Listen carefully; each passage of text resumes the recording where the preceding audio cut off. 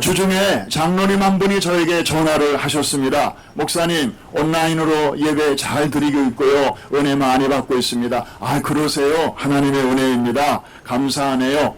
기본적인 대화가 오간 다음에 실은 제가 전화드린 이유는요 하시면서 조심스럽게 이제 본론을 이야기를 하시는 것이었습니다.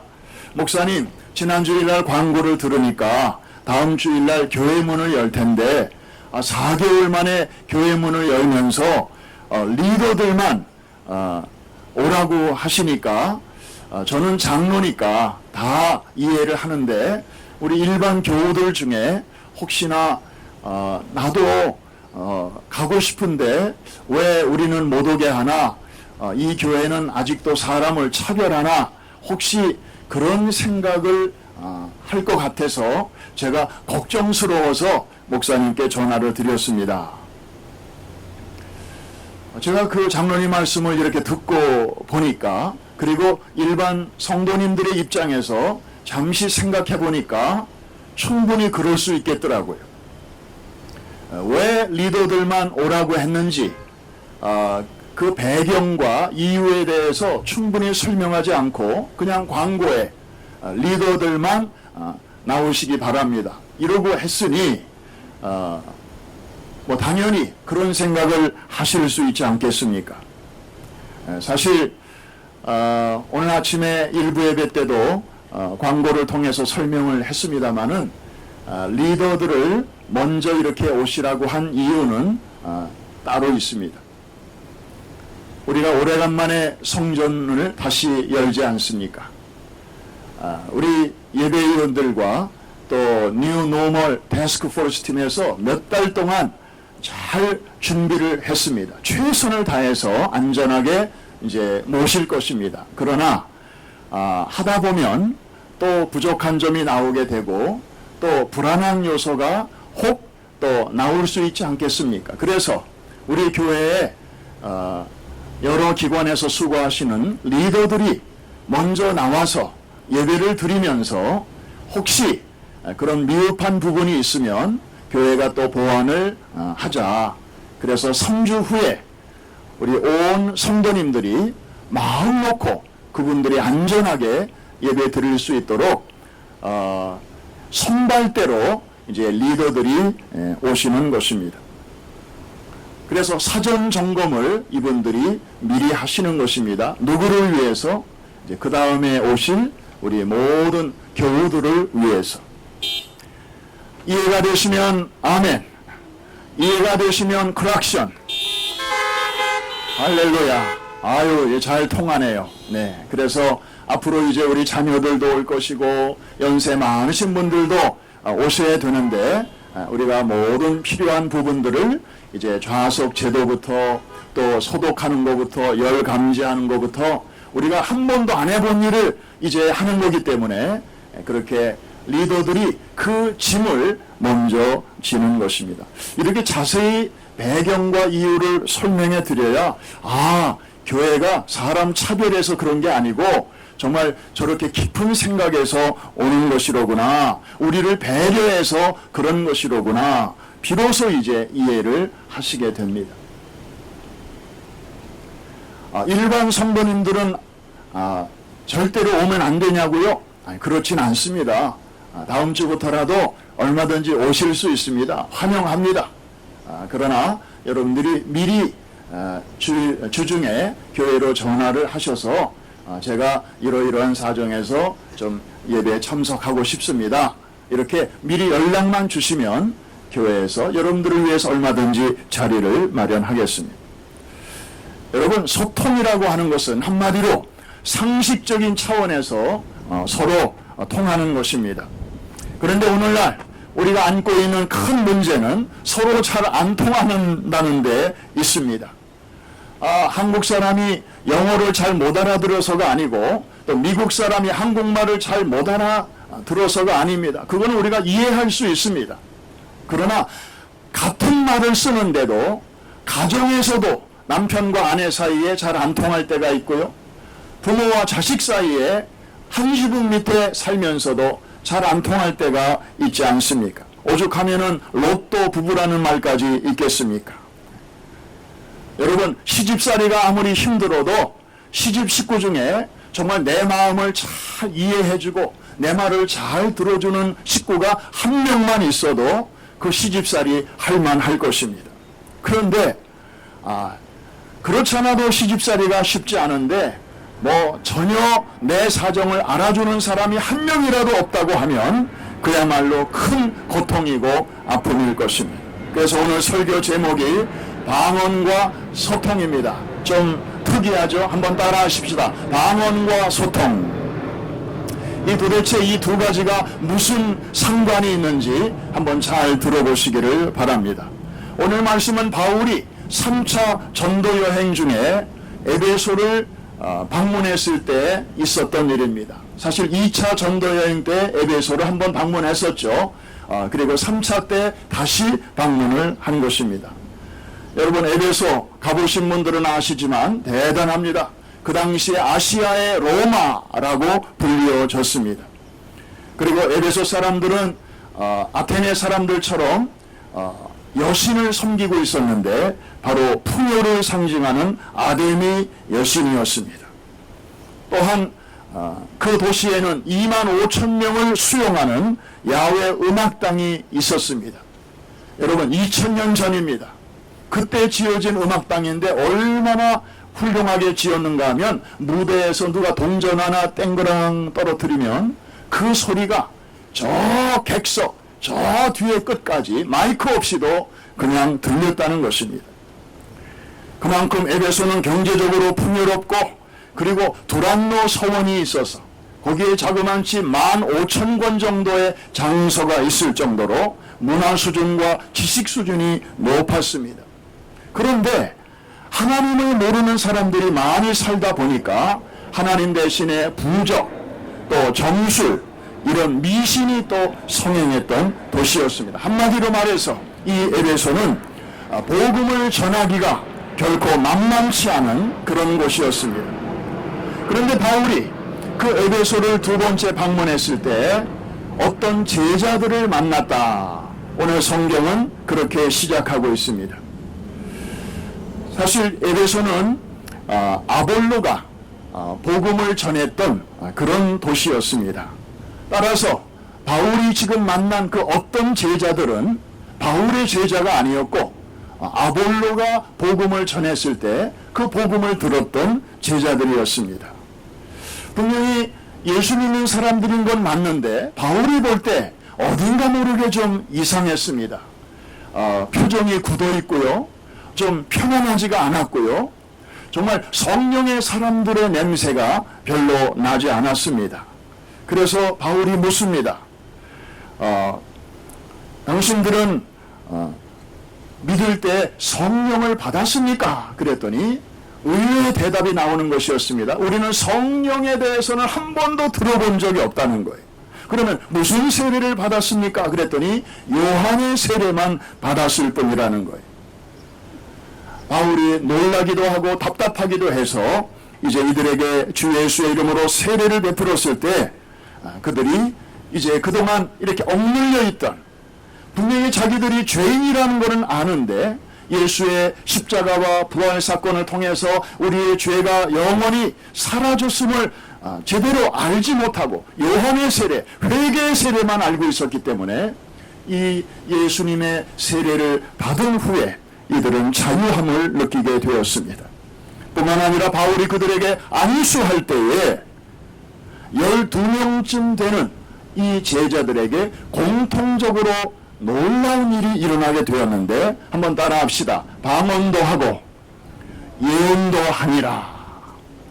12명이 똑같이 방언을 하게 되었고 그 다음에 예언의 은사가 나타나게 된 것입니다. 자, 오늘 이 야외에서 주차장에서 드리는 예배이기 때문에 우리가 이 은사들에 대해서 오래 깊이 이야기를 나눌 수가 없습니다. 자, 예언에 대해서는 다른 시간에 다루기로 하고 오늘은 방언에 대해서만 잠깐 상고하기로 합니다. 우리 교회 성도들은 방언 그러면 낯설지 않아요.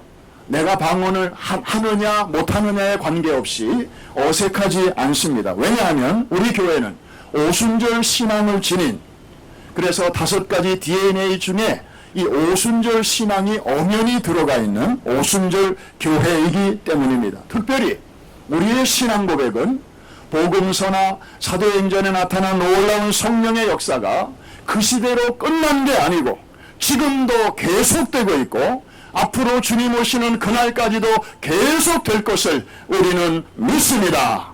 할렐루야! 이게 바로 우리 교회예요. 우리 성도들의 신앙이기 때문에 뭐 방언에 대해서 우리가 성경을 읽다가 나오면 오히려 반갑습니다. 자, 일반적으로 방언은 무엇입니까? 우리 안에 내주하시는 성령께서 하늘보좌에 계시는 성부에게 성자의 이름으로 기도하시고 혹은 대화하시는 현상. 그런데 그것이 우리의 혀와 입을 통해서 진행이 되기 때문에 우리의 의지와는 상관없이 일어나는 그런 아주 신비로운 현상이 바로 방언이죠. 로마서 8장 26절에 방언이라는 단어는 안 나오지만 방언을 묘사하는 참 아름다운 규절이 있습니다. 이와 같이 성령도 우리의 연약함을 도우시나니 우리는 마땅히 빌 바를 알지 못하나 오직 성령의 말할 수 없는 탄식으로 우리를 위하여 친히 간구하시느니라. 여기 영어 성경을 보니까 with groans that words cannot express, 말로는 우리 인간의 언어로는 표현하기 어려운 탄식으로 우리 안에 계시는 성령께서 우리를 대신하여 간구하신다라는 표현이 나오는데 이것이 바로 방언의 모습입니다. 그래서 내가 하고 싶다고 해서 하는 게 아니죠. 내 의지와는 관계없이 내 혀가 움직이면서 나도 때로는 이해하기 어려운 그런 언어와 발음이 터져나오는 이 경험.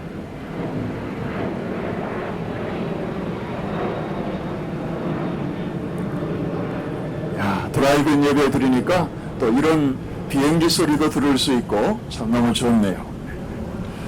자, 이런 이 신비로운 경험은 정말 신비 그 자체입니다. 그래서 예수를 믿어도 확신이 없는 사람들이 방언의 은사를 경험하게 되면 이야, 진짜 내 안에 성령님이 계셨네, 이것을 더 확신하게 되는 것이죠. 성령이 내주하시는 외적인 증거가 되는 것입니다. 그래서 우리가 불신자였을 때는 주님이 바깥에 계십니다. 그러다가 우리가 주님을 영접하게 될 때에 성령님이 내주하시게 됩니다. 그런데 성령님이 내주하신다고 해도 여전히 내가 내 삶의 주인 노릇을 얼마든지 할 수 있습니다. 여전히 안방에는 내가,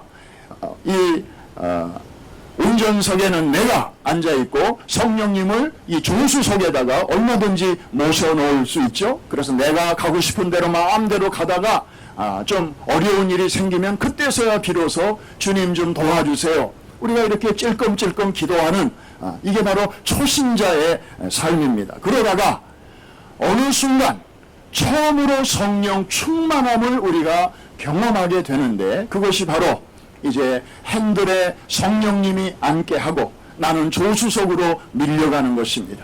내 안방에 성령님을 모셔드리고 나는 건너방으로 가는 것입니다. 그래서 성령님을 앞장 세우고 내가 그 뒤를 따라가는 이게 바로 성령 충만한 삶의 모습인데 이게 바로 성숙한 신앙인의 모습이죠. 그래서 성령이 내주하시지만 여전히 내가 삶의 주인 노릇을 하다가 최초로 성령 충만함을 경험하게 될 때에 방언이 터지게 되는 것입니다. 사도행전에 성령 충만한 사건이 5번 정도 나오는데 그 중에 4번에 공통적으로 사람들이 방언을 말하게 되었던 것입니다. 방언의 은사를 주시는 목적은 무엇입니까? 아까 말씀드린 대로 야, 성령님이 내 안에 계셨네, 야, 나는 이제 성령의 사람이 분명하네, 이 확신을 갖게 되고 그 다음에 방언을 하게 되면 기도가 깊어집니다. 전에는 우리말로만 할 때는 그냥 막 생각해서 해야 되니까 기도가 힘들고, 그리고 이제 조금 기도하고 나면 할 게 없어요. 미천이 다 드러나요. 그런데 방언으로 기도를 하게 되면 시간 가는 줄을 모르게 되죠. 깊이 있는 기도 생활을 하게 됩니다. 그러면서 능력 있는 증인의 삶을 살게 되는데, 이러한 목적으로, 그래서 교회 공동체를 유익하게 하는 그런 목적으로 주시는 것이 바로 방언의 은사입니다. 그런데 여러분, 이 방언의 은사는 너무 좋은 것인데도 이 방언을 받는 사람들은 저와 여러분 같이 불완전한 사람들이 받다 보니까, 그리고 교회라는 게 그런 불완전한 사람들이 모여 있다 보니까 방언의 은사와 관련하여 부작용들이 종종 있어 왔습니다. 특별히 바울 당시에 고린도 교회가 아주 심했습니다. 그래서 방언을 자기 과시의 수단으로 사용한다든지, 그래서 방언할 줄 아는 사람은 우월감에 사로잡히게 되고, 못하는 사람을 깔보게 되고, 또 방언을 사모하지만 아직 못 받은 사람들은 영적인 열등감에 사로잡히게 돼요. 그래서 교회 안에 이렇게 분열이 일어나게 되었습니다. 오죽하면 바울이 고린도 교회에 편지를 쓰면서 고린도전서 14장 이 전체를 그 부작용을 해결하는 데 다 할애를 하고 있었겠습니까? 왜 이런 일이 생기는 것입니까? 방언 자체는 참 아름다운 것이고 하나님이 주시는 성령의 은사요 선물인데, 왜냐하면 우리가 방언을 이해할 때에 신비로운 현상만으로 이해를 했지 그 본질을 우리가 놓쳤기 때문입니다. 우리는 방언의 본질을 올바로 이해해야 됩니다. 그러려면 사도행전에 나타난 하나님이 왜 방언을 우리에게 주셨는지 그 하나님의 의도, 이것을 분명히 알아야 하는 것입니다. 사도행전 2장 굳이 자세한 설명이 필요 없습니다. 자, 주님이 승천하시면서 곧 성령님을 너희에게 보낼 것이니 약속하실 성령을 기다리라. 그래서 120명 정도가 그 다락방에 모여서 열심히 기도하고 있을 때, 열흘쯤 되었을 때에 드디어 하늘문이 열리면서 성령이 임하셨습니다. 그때 그 모인 사람들의 입에서 한 번도 말해본 적이 없는 그러한 방언이 터져나오기 시작했습니다. 그런데 여러분, 기억하십시오. 그들의 입에서 나오는 말들은, 이런 경험은 전에 한 번도 해본 적이 없지만 그 입에서 나오는 언어 자체는 아무도 알아들을 수 없는 그런 말이 아니었습니다. 이상한 말이 아니었습니다. 오히려 반대였습니다. 누구라도 이해할 수 있는 그런 말이었습니다. 심지어 예수를 모르는 사람들도 이해할 수 있는, 알아들을 수 있는 그런 말을 하고 있었습니다. 우와, 여러분 너무 놀랍지 않습니까? 여러분, 여기에 깊은 뜻이 있습니다. 성령이 임하시니 평소에는 말이 통하지 않던 사람들 사이에서 비로소 소통이 가능하게 되었다. 할렐루야. 그래서 복음이 가까운 곳에서부터 먼 데까지 전해질 수 있는 브리지, 하이웨이가 이 방언을 통해서 비로소 놓여지게 되었다. 이것이 바로 하나님이 우리에게 방언의 은사를 주시는 오리지널, 아주 원초적 의도였고 하나님의 생각이었습니다. 그러므로 여러분, 진정한 소통의 삶을 살려면 성령의 도우심을 우리는 힘입어야만 합니다. 왜냐하면 성령은 소통의 영이시기 때문입니다. 한번 따라 하십시다. 성령님은 소통의 영이시다. 그래서 고린도전서 2장 10절에 보니까 오직 하나님이 성령으로 이것을 우리에게 보이셨으니 성령은 모든 것, 곧 하나님의 깊은 것이라도 통달하시느니라. 여러분, 옆에 있는 사람이 지금 뭘 생각하는지 우리가 어떻게 알겠습니까? 하물며 하나님의 깊은 생각을 우리가 어찌 이해할 수 있겠습니까? 그런데 성령님이 우리 안에 충만히 임하시면 심지어 하나님의 깊은 생각까지라도 우리가 이해할 수 있도록 도와주신다는 것입니다. 사실 우리가 예수 믿기 전에는 성령과 상관없는 사람이었습니다. 그러니 하나님의 생각을 알 수가 없죠. 그래서 우리는 거꾸로 살았습니다. 하나님이 좋아하시는 거 우리는 싫어했고, 하나님이 아주 싫어하시는 거 우리는 좋아했어요. 친구들도 그런 친구들을 사귀었고, 뭐 술, 도박, 뭐 게임, 스포츠.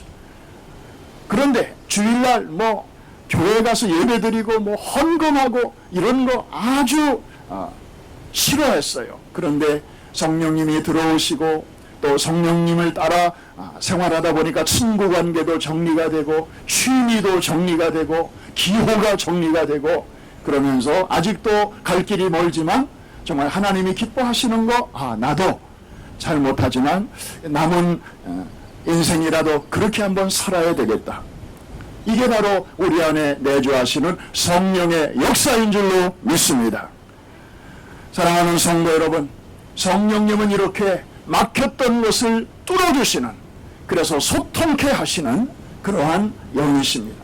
그래서 그분이 임재하실 때 이렇게 방언이 터지게 되고, 그래서 하나님과 우리 사이에 좀 막막했던 것들이 시원하게 뚫리게 되는 것입니다.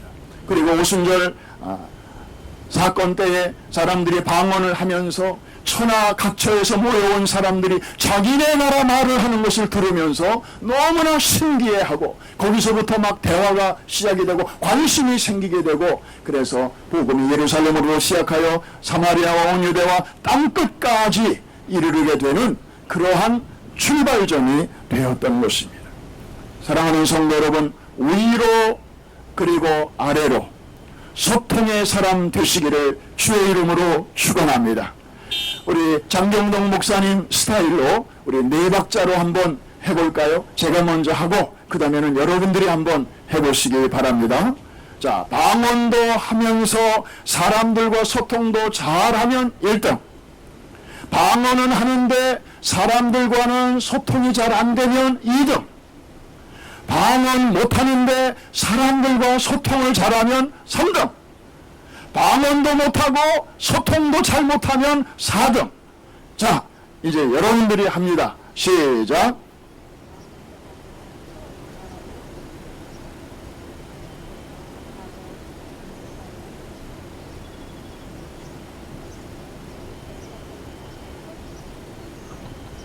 잘 되고 있습니까? 그렇습니다. 그래서 위로는 하나님과 통하고 옆으로는 사람들과도 잘 통하여 정말 이 불통의 시대에 정말 소통의 사람들 되셔서 이 험한 코비드 19의 이 마지막 터널도 잘 통과하시고, 그리고 정말 사람들이 손에 휴대폰을 들고 저마다 소통을 잘하기 위해서 만든 기계이지만 오히려 이제는 부작용 때문에 사람들이 식당에 가도 저마다 핸드폰 보는하고 옆에 사람과 대화도 안 하고 오히려 가까운 사람들과 이 불통이 되는 이런 시대 속에서도 사방팔방으로 잘 통해서 그 터진 길을 통해 하나님의 복음이 편만하게 퍼져나가게 되시기를 주의 이름으로 축원합니다. 마지막으로 오늘 목사님이 쓴 글을 여러분들과 함께 나누고 기도하겠습니다. 통한다는 말은 소통한다는 말입니다.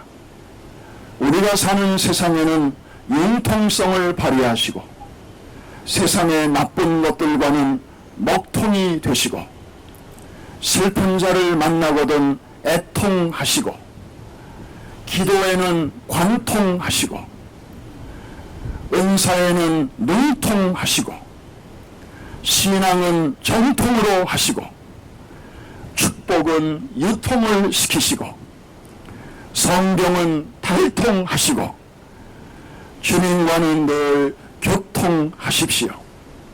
그리고 생의 끝자락에는 바통을 다음 세대에게, 내 사랑하는 자녀 손들에게 잘 넘기시기를 바랍니다. 공감하시는 분들만 클락션으로 아멘. 예. 한 번 더 하겠습니다. 우리가 사는 세상에는 융통성을 발휘하시고 세상의 나쁜 것들에게는 먹통이 되시고 슬픈 자를 만나거든 애통하시고 기도에는 관통하시고 은사에는 능통하시고 신앙은 정통으로 하시고 축복은 유통을 시키시고 성경은 달통하시고 주님과는 늘 교통하십시오. 그리고 인생의 마지막 끝자락에는 바통을 잘 넘기시기를 바랍니다. 이런 인생 되시기를 다시 한번 주의 이름으로 축복합니다.